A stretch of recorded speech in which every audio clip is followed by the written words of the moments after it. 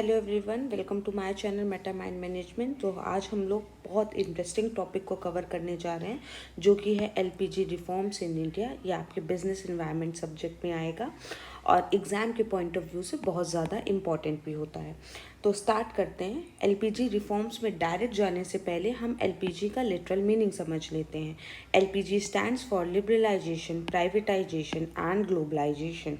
अब ये तीनों टर्म होते क्या हैं, किस लिए यूज़ किए जाते हैं? इन तीनों टर्म को समझने के लिए पहले इमेजिन करिए एक स्टोरी है एक कंट्री की। एक कंट्री है और वहाँ पे बिजनेसेस हैं, ठीक है। वहाँ पे बिजनेसेस हैं और वो पूरे बिजनेसेस कौन रन कर रहा है? प्राइवेट ओनर्स रन तो कर रहे हैं, लेकिन उसके एक एक डिसीजन कौन ले रहा है? गवर्नमेंट ले रही है, ठीक है। तो जब गवर्नमेंट ले रही है, गवर्नमेंट मतलब उन कंपनीज को कितने यूनिट्स प्रोड्यूस करने हैं, कितने में बेचना है, क्या क्या चीज़ें करनी है, एक एक रेगुलेशन कौन बना रहा है? गवर्नमेंट ही बना रही है। तो जो लिबरलाइजेशन है वो कहता है क्या? कहता है कि रिमूव कर दीजिए रिस्ट्रिक्शंस को बिजनेसेस से, ठीक। Liberalisation means the removal of restriction on businesses and the economy by the government. जब गवर्नमेंट अपने रिस्ट्रिक्शंस को रिमूव कर देता है, किसके ऊपर से? बिजनेसेस के ऊपर से, तो हम उसको बोलते हैं लिबरलाइजेशन। इसमें होता है, आप अभी तक गवर्नमेंट से डिसीजन ले रहे थे, गवर्नमेंट से परमिशन ले रहे थे। अब अगर जैसे लेट से मेरी कंपनी है एबीसी कंपनी, मेरी कंपनी को पहले अगर 100 यूनिट्स एक्स्ट्रा प्रोड्यूस करने हैं तो I will have to take permission from the government. लेकिन अगर लिबरलाइजेशन आ गया, दैट मीन्स कि अगर मुझे 50 यूनिट्स कम भी प्रोड्यूस करनी है या 1000 यूनिट्स ज़्यादा प्रोड्यूस करनी है, it is totally my decision. Government will not interfere in my policy, ना ही प्रोडक्शन में, ना ही प्राइसिंग तय करने में, ठीक है। तो इसको हम लोग क्या बोलते हैं? लिबरलाइजेशन बोलते हैं। इसके की पॉइंट देख लो। Reduces tariffs and quotas, extra tariffs and quotas हटा दिए जाएंगे, जो रिस्ट्रिक्शंस हैं, जो रूल्स हैं वो हटा दिए जाएंगे। Promotes free market competition, free market competition होगा भाई, सबके ऊपर से रिस्ट्रिक्शन हट गई। अब सब लोग अपने प्राइसेस रखेंगे, अपने प्रोडक्ट्स देंगे और अपनी क्वालिटी को इम्प्रूव करेंगे, तो उससे क्या होगा? कंपटीशन बढ़ेगा। तो ये फ्री मार्केट कंपटीशन को प्रमोट करा। Encourages foreign direct investment. Example इसमें ले लेते हैं इंडियाज़ 1991 इकोनॉमिक रिफॉर्म, जो कि अभी हम लोग आगे पढ़ेंगे। अब आ जाते हैं प्राइवेटाइजेशन। लिबरलाइजेशन के जस्ट बाद हम पढ़ेंगे प्राइवेटाइजेशन। इसमें क्या होता है? इसमें होता है the transfer of ownership from public sector to the private sector. जब गवर्नमेंट कुछ ऐसे सेक्टर्स होते हैं जो गवर्नमेंट खुद ही अपने पास रखती है, वो प्राइवेट ओनर्स को परमिशन नहीं देती है। जैसे फॉर एग्जांपल रेलवेज है इंडिया में। अब कोई कितना भी बड़ा उद्योगपति है, कितना भी बड़ा बिजनेसमैन है, उसके पास कितना भी अच्छा पैसा हो या वो कितना भी अच्छा इम्प्रूवमेंट कर सकती है रेलवेज में, लेकिन वो इसमें एंटर नहीं कर सकती। क्यों? क्योंकि गवर्नमेंट ने इसमें मोनोपोली ले रखी है। ऐसे बहुत सारे सेक्टर्स में गवर्नमेंट ने पहले मोनोपोली ले रखी थी, उसमें प्राइवेट ओनर्स एंटर नहीं कर सकते थे। तो जब वो ओनरशिप ट्रांसफ़र करी उसने किस पे? प्राइवेट ओनर्स को, तो वो क्या कहलाया? प्राइवेटाइजेशन कहलाया, ठीक। So the transfer of ownership का ट्रांसफर कहाँ से? गवर्नमेंट से प्राइवेट सेक्टर में, पब्लिक सेक्टर से प्राइवेट सेक्टर में। इसके की पॉइंट्स क्या है?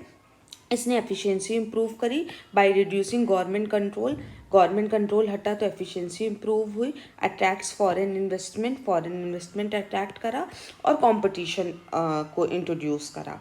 नेक्स्ट आते हैं ग्लोबलाइजेशन। पहले में हमने क्या करा? गवर्नमेंट ने प्राइवेट ओनर्स से रेस्ट्रिक्शन हटाई। दूसरे में क्या करा? गवर्नमेंट ने अपनी ओनरशिप ट्रांसफ़र कर दी प्राइवेट ओनर्स को, प्राइवेट कंपनीज को। अब ग्लोबलाइजेशन का मतलब क्या होता है?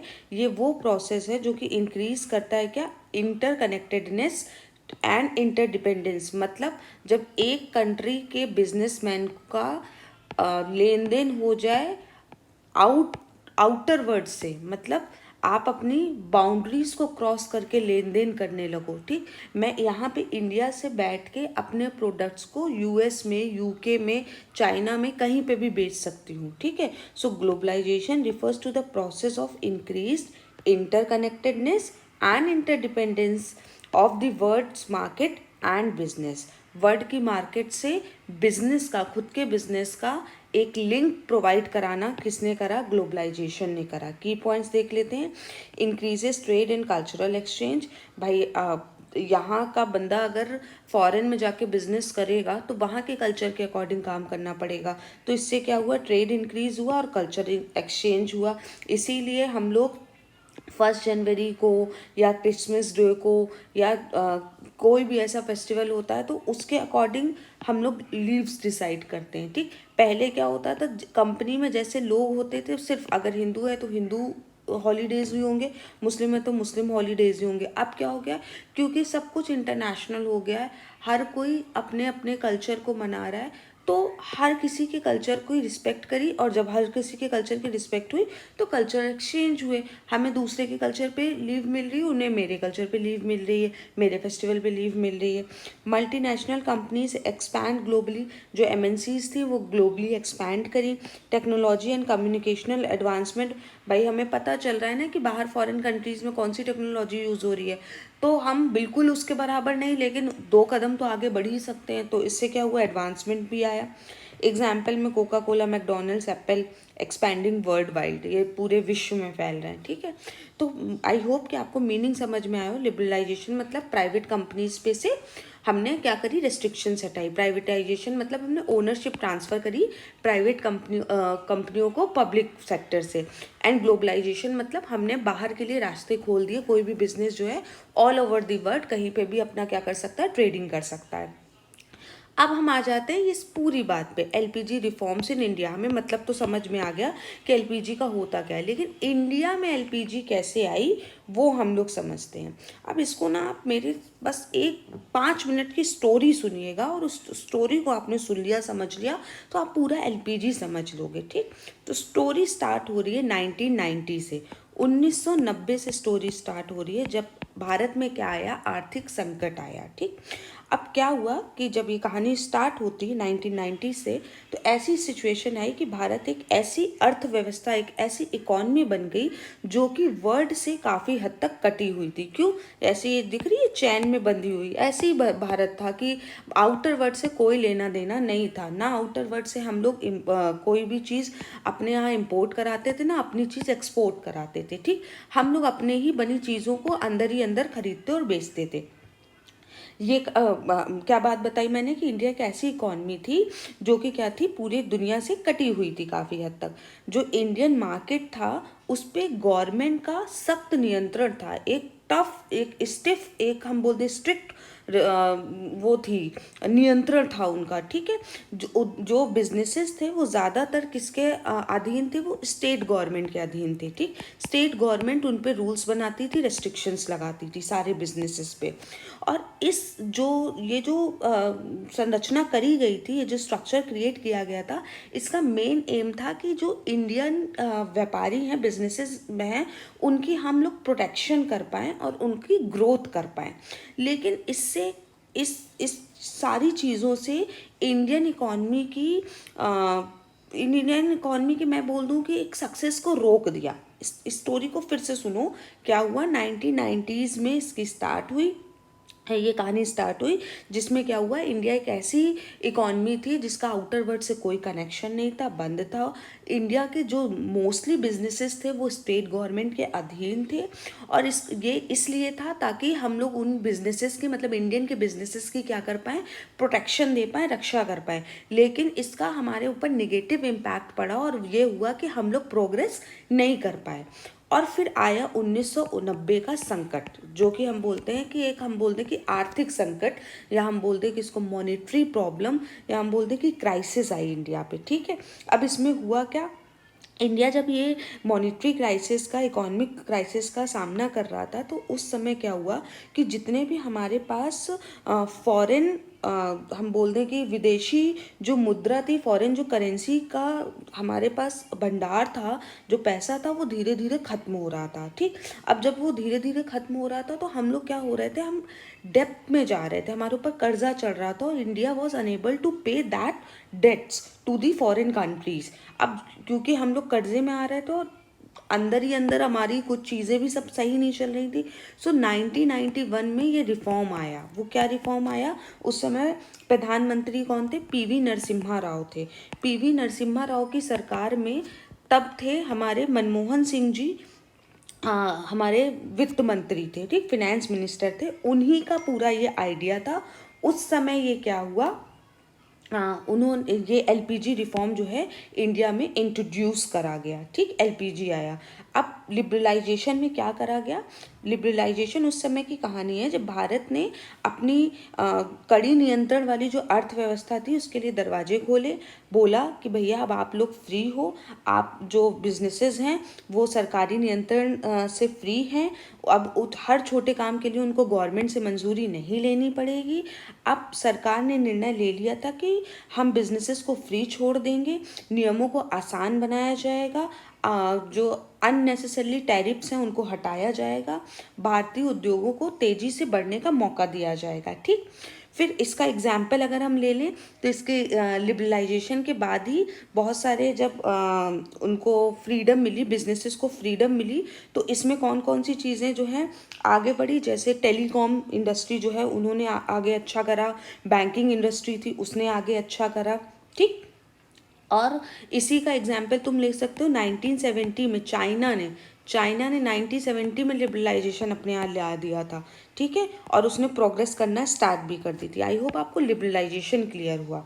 अब प्राइवेटाइजेशन में क्या करा इंडियन गवर्नमेंट ने, सरकारी नियंत्रण से उन्होंने क्या कर दिया, चीज़ों को मुक्त कर दिया, मतलब गवर्नमेंट ने पब्लिक सेक्टर से ओनरशिप ट्रांसफ़र कर दी, किसको, प्राइवेट सेक्टर को। सो प्राइवेटाइजेशन की कहानी अगर हम बोलें तो यहाँ से स्टार्ट हो रही है, जहाँ भारत ने अपने कई सरकारी उद्योगों को प्राइवेट कंपनीज के हाथों में सौंप दिया। इससे पहले वो गवर्नमेंट के अंडर में थी, जैसे एयरलाइंस हो गया, एयरलाइंस सिर्फ गवर्नमेंट के अंडर थी, टेलीकॉम हो गई, रेलवे हो गई, रेलवे अभी तक गवर्नमेंट के अंडर में है, लेकिन टेलीकॉम और एयरलाइंस को क्या करा, प्राइवेट हैंड्स में सौंपा, ठीक। इन जो बिजनेसेस को ये फ्री करा, या हमने बोल दिया कि ओनरशिप ट्रांसफ़र करी, ये क्यों करी, क्योंकि एक्चुअल में एक्सीलेंस कम थी गवर्नमेंट के पास और वो आधुनिकता से पीछे हट रहे थे, मतलब जो भी हम बोल दें कि टेक्नोलॉजी अपग्रेडेशन था वो गवर्नमेंट नहीं ला पा रही थी, ठीक। इस वजह से प्राइवेटाइजेशन को दिया गया। इसका मेन उद्देश्य था कि जो प्राइवेट कंपनीज हैं वो ज़्यादा एक्सीलेंस से काम करेंगी, अच्छी सर्विसेज प्रोवाइड करेंगी और एक कंपटीशन इस्टेब्लिश करेंगी। इसका एग्जाम्पल, प्राइवेटाइजेशन का एग्जाम्पल आप ले सकते हो एयर इंडिया, ठीक है। अभी गवर्नमेंट ने रिसेंट में, मतलब 2021 में एयर इंडिया को टाटा को दे दिया है, एयर इंडिया को बेच दिया है टाटा को, ठीक, टाटा ग्रुप को बेच दिया है। ऐसे आप एग्जाम्पल ले सकते हो यूके का, यूके के मार्गरेट थैचर ने की सरकार ने इसी तरह ब्रिटिश टेलीकॉम को प्राइवेट हैंड्स में दे दिया था, जिसके बाद उसकी जो सर्विसेज हैं उसमें बहुत ज़्यादा सुधार आया था। तो दो एग्जाम्पल इसमें आप ले सकते हो, एयर इंडिया और British Telecom. Now coming to the globalisation, globalisation में क्या हुआ, ग्लोबलाइजेशन की कहानी यहाँ से स्टार्ट होती है जब भारत ने इंटरनेशनल इकॉनमी को खुद से जोड़ा, ठीक। 1991 से पहले भारत काफ़ी हद तक इंटरनेशनल बिजनेस और इन्वेस्टमेंट से अपने आप को कटा रखा था, मतलब उनसे मतलब नहीं रखा हुआ था। फॉरेन कंपनीज जो थी वो ना भारत में निवेश कर सकती थी, मतलब ना ही वो इन्वेस्टमेंट फॉरेन कंट्रीज इंडिया में कर सकती थी, ना ही इंडिया की कंपनीज बाहर जाके अपना इन्वेस्टमेंट कर सकती थी, उनको तो बिल्कुल साफ रिस्ट्रिक्टेड था, ठीक। लेकिन 1991 के बाद क्या हुआ कि इंडिया ने अपने दरवाजे फॉरेनर्स के लिए खोले, मतलब जो फॉरेन इन्वेस्टर्स थे वो इंडिया में आके इन्वेस्ट कर सकते थे और जो इंडियन कंपनीज थी वो बाहर जाके व्यापार कर सकती थी। जैसे इसका एग्जाम्पल ले लूँ, दो कंपनीज मैं बताती हूँ जो इंडिया है, जैसे पेप्सिको आया, पेप्सिको और मैकडोनल्ड्स आया, ये इंडिया में आके इन्होंने व्यापार किया, और टीसीएस और टाटा ने क्या करा, बाहर जाके अपनी सर्विसेज दी, ठीक है। तो इस तरह से एलपीजी इंडिया में आया और ये चीज़ें हुई। अब इससे क्या अच्छी चीज़ें हुई, इंडिया के लिए कैसे ये अच्छा हुआ, भारत के लिए एलपीजी जो सुधार हुए उस पर इंटरनेशनल क्या इफेक्ट आया।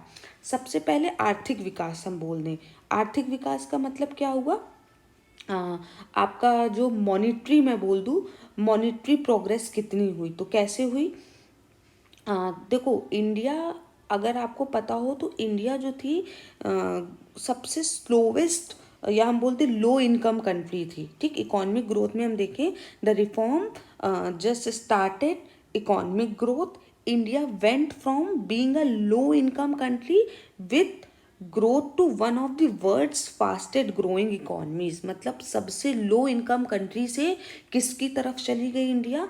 वर्ल्ड की फास्टेस्ट ग्रोइंग इकोनॉमी है आज। ठीक है, दूसरा क्या हुआ? इनोवेशन हुआ और जॉब क्रिएशन हुआ। मैं आपको बेनिफिट्स बता रही हूँ। फर्स्ट है इकोनॉमिक ग्रोथ। इकोनॉमिक ग्रोथ में हमने देखा कि इंडिया सबसे लो इनकम से किस में चली गई? फास्टेस्ट ग्रोइंग में चली गई। दूसरा मैंने बोला इनोवेशन हुआ एंड जॉब क्रिएशन हुआ। New industries like information technology, telecommunication, pharmaceuticals, मतलब आपकी जो मेडिकल इंडस्ट्रीज़ हैं ये बहुत तेज़ी से बढ़ी। ठीक, फिर सिटीज़ लाइक बैंगलोर, इंडिया के बैंगलोर जैसे शहर जो है वो ग्लोबल टेक हब बन गया। फिर अगर आप मेरे से पूछो ग्लोबल इन्फ्लुएंस क्या हुआ, तो Indian companies became international players. Indian companies जो हैं वो इंटरनेशनल प्लेयर बन गई। जैसे for example Reliance Industries became one of the world's largest corporation. Reliance industry जो है वो वर्ल्ड की लार्जेस्ट कॉरपोरेशन बनी। While Tata bought international brand like Jaguar and Land Rover. Tata ने कौन सी कंपनीज इंटरनेशनल ब्रांड्स खरीद लिए? आपका जैगुआर खरीद लिया, लैंड रोवर खरीद लिया। ठीक, तो ये मैंने आपको एक स्टोरी सुनाई कनेक्ट करने के लिए कि क्या क्या हुआ। अब हम लोग इसको वन बाय वन कर लेते हैं। आई मुझे पता है थोड़ा वीडियो बड़ा हो जाएगा, लेकिन आप इसको एक दो बार स्टोरी को पूरा सुन लोगे ना, आप खुद से लिख लोगे इसको। अब लिबरलाइजेशन हुआ क्या? लिबरलाइजेशन मतलब क्या है? Freeing the economy. अब मैं इसको वन बाय वन होता क्या उससे पढ़ा रही हूँ। ये मैंने आपको रिफॉर्म की स्टोरी सुना दी। सो लिबरलाइजेशन मतलब फ्रीइंग द इकॉनमी, इकॉनमी को फ्री करना, रिस्ट्रिक्शन हटाना, ट्रेड हटाना, अननेसेसरी बैरियर्स हटाना। ठीक, डेफिनेशन क्या? Reducing government control over the economy to allow private business to thrive. हमने गवर्नमेंट कंट्रोल इकॉनमी से या प्राइवेट ओनर से हटाए। इसका इम्पैक्ट क्या आया? ये लाइसेंस राज सिस्टम हट गया। इससे बिजनेसेस को ज़्यादा ऑटोनॉमी मिली और सिंप्लीफाइंग कर दिया हमने रेगुलेशन को। ये इम्पैक्ट आया। एग्जाम्पल क्या है? इंडस्ट्रीज लाइक टेलीकम्युनिकेशन, मैंने बताया था आपको टेलीकम्युनिकेशन बहुत तेज़ी से बढ़ा। किसके बाद? लिबरलाइजेशन के बाद। Expanded quickly after they were freed from excessive regulation. क्या क्या बेनिफिट्स हुए? ग्रोथ फास्ट हुई। Companies could innovate and expand without bureaucratic delays. हमें हर बार परमिशन नहीं लेनी पड़ी, तो इस वजह से ग्रोथ हुई। फिर इंक्रीज कंपटीशन, भाई कंपटीशन अच्छा हुआ, बढ़ा। More competition led to better quality products and services. जितना ज़्यादा कंपटीशन होगा उतनी अच्छी क्वालिटी के आपको प्रोडक्ट्स मिलेंगे। फॉरेन इन्वेस्टमेंट आया। Liberalisation attracted foreign companies to invest in India. Liberalisation ने अट्रैक्ट करा फॉरेन कंट्रीज़ को कि वो इंडिया में क्या कर पाए? इन्वेस्ट कर पाए। Boosting infrastructure and technology, infrastructure और टेक्नोलॉजी को बूस्ट कर पाए। कुछ बेनिफिट्स हुए तो कुछ प्रॉब्लम्स भी आई। प्रॉब्लम क्या आई? सबसे पहले इनइक्वालिटी की problem I. The benefits were concentrated in urban areas. जो बेनिफिट्स थे वो कहाँ पे मिले? अर्बन एरिया में मिले, लेकिन leading to a widening gap between rich and poor. भाई रूरल एरिया में कोई ग्रोथ नहीं हो पाई, बल्कि बेचारे वो दब गए। पहले क्या था? सारी कंपनीज के लिए सेम रूल था, तो जिनके पास जितना भी पैसा हो वो उतने ही प्रोडक्शन कर पा रहे थे, तो हर कोई कमा ले रहा था। लेकिन फिर क्या हुआ? जैसे ही गवर्नमेंट ने कंट्रोल हटाया, तो जिसके पास ज़्यादा पैसा उसने ज़्यादा मार्केटिंग करी, ज़्यादा लेवल का कंपटीशन बढ़ाया। अब जो पुअर है वो पुअर ही रह गया, वो आगे बढ़ ही नहीं पाया, उसका प्रोडक्शन और कम हो गया, उसकी चीज़ें और कम बिकने लगी, तो गैप बढ़ गया, इनइक्वालिटी आ गई। स्मॉल बिजनेसेस के साथ क्या हुआ? Local businesses found it harder to compete with larger. Obviously है कि लोकल बिजनेसेस जो है उनको बहुत हार्ड लगा लार्जर बिजनेस से वो करने के लिए और अपने आप को स्टैब्लिश करने के लिए। ठीक है, ये लिबरलाइजेशन की कुछ इमेजेस हैं। जैसे मैंने एयरटेल का दिखाया कि एयरटेल को थोड़ा फ़ायदा मिला। ठीक है, तो ये आपका पूरा लिबरलाइजेशन हो गया, जिसमें मैंने आपको मीनिंग, उसके बेनिफिट्स और प्रॉब्लम्स बता दिए। Coming to the privatisation, government to private ownership, इसमें ट्रांसफर ही यही करा। डेफिनेशन में क्या लिखेंगे? Transfer of state owned companies to private ownership to increase efficiency and competitiveness. Impact क्या पड़ा? Public sector companies were either sold off, या तो पब्लिक सेक्टर कंपनीज क्या हो गई? या तो बिक गई, या फिर क्या हो गई? रिस्ट्रक्चर्ड हो गई अंडर प्राइवेट मैनेजमेंट। या तो उन्होंने प्राइवेट को बेच दिया, या प्राइवेट का मैनेजमेंट ले लिया, हायर कर लिया, उसने क्या करा? उसको रिस्ट्रक्चर कर दिया। एग्जाम्पल में अभी मैंने बताया, Air India was sold to Tata group. Air India जो टाटा ग्रुप को बिक गई, aiming to improve efficiency and profitability after years of government mismanagement. बहुत साल घाटा झेलने के बाद ये डिसीजन लिया गया, कब?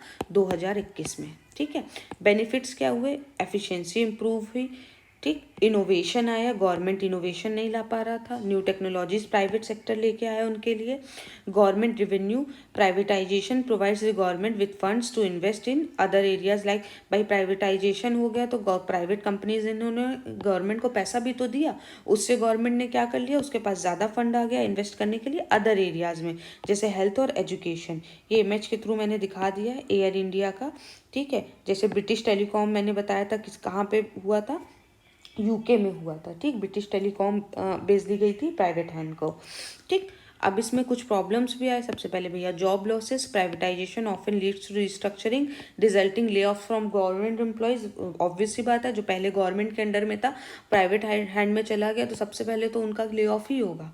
ठीक, तो ये जॉब लॉसेस हो गए लोगों को। मोनोपोली का रिस्क हो गया। In some cases privatization can lead to monopolies where one company controls an entire industry. ठीक, ऐसा हो जाता है कि जब कुछ कुछ लोगों के पास में पैसा होता है तो वो इस कदर तक मार्केट को कैप्चर कर लेते हैं कि वहाँ पे लगभग हम कह सकते हैं कि उनकी मोनोपोली क्रिएट हो जाती है। ठीक है, इसका सबसे बड़ा एग्जाम्पल कोक और पेप्सी है कि कोई और मार्केट में आपको सालों से एंटर करते ही नहीं दिख रहा होगा, जितने भी प्रोडक्ट्स हैं सब इन्हीं के प्रोडक्ट्स हैं। ठीक है, तो ये प्रॉब्लम आ जाती है। नेक्स्ट आ जाते हैं globalisation, connecting to the world, world से कनेक्ट होना। देख लेते हैं, integration of India's economy with the global market allowing for free flow of trade, investment and culture. क्या कर रहे हैं हम? इंटीग्रेट कर रहे हैं इंडिया की इकोनॉमी को ग्लोबल मार्केट से, अलाउ कर रहे हैं कि वो फ्री फ्लो ऑफ ट्रेड कर ले, इन्वेस्टमेंट कर ले और कल्चर एक्सचेंज कर ले। इम्पैक्ट क्या पड़ा? इंडिया ने ओपन करे अपने डोर्स फॉरेन बिजनेसेस के लिए और फॉरेन डायरेक्ट इन्वेस्टमेंट के लिए और ग्लोबल ट्रेड के लिए। एग्जाम्पल में हमने इन्फोसिस और टीसीएस बन गए global giant in IT services, while foreign brands like McDonald's and Pepsi entered in the Indian market. Benefits क्या हुआ? ऑब्वियस सी बात है, फॉरेन का इन्वेस्टमेंट आया इंडिया में, जॉब क्रिएशन हुआ। जब बाहर के लोगों ने यहाँ पे आके इंडिया में अपनी कंपनी सेटअप करी तो इंडिया ही के लोगों को हायर करा तो बहुत सारे लोगों को जॉब मिली। कल्चरल एक्सचेंज हुआ, globalisation introduce India to new products, ideas and lifestyle influencing everything from food to fashion. हम लोग ने पश्चिमी सभ्यता से बहुत सारी चीज़ें कॉपी करी, उनका टेस्ट कॉपी करा, उनका फैशन कॉपी करा, उन लोगों ने भी हमसे कुछ चीज़ें कॉपी करी। मतलब हम लोग ने कल्चरल कॉपी करना नहीं कहेंगे, कल्चर एक दूसरे का एक्सचेंज करा। प्रॉब्लम्स क्या आई? Cultural erosion. Some argue that globalization has diluted traditional Indian culture and values. India जो है वो सबसे ज़्यादा अपने कल्चर और वैल्यूज़ के लिए जाना जाता है और बहुत सारे लोगों को इस चीज़ से प्रॉब्लम हुई और एक्चुअल में हो रही है कि हम लोग ने पश्चिमी सभ्यता को अपनाते अपनाते अपनी सभ्यता, अपने कल्चर और अपने चीज़ों को हम भूल गए हैं। तो एक ये प्रॉब्लम है। Dependence on foreign market, India became reliant on global market making it vulnerable to global recession and crisis. किसी एक कंट्री में कोई प्रॉब्लम आती है, इंडिया का शेयर मार्केट डाउन हो जाता है। ठीक, ये किस कारण हो रहा है? इंटरडिपेंडेंस के कारण हो रहा है। Environmental concerns, increase industrial activity led to environmental degradation and pollution. India में पहले 70% लोग क्या करते थे? खेती करते थे और बहुत अच्छा इन्वायरमेंट था इंडिया का, लेकिन आज India one of the most polluted countries में से गिना जाता है।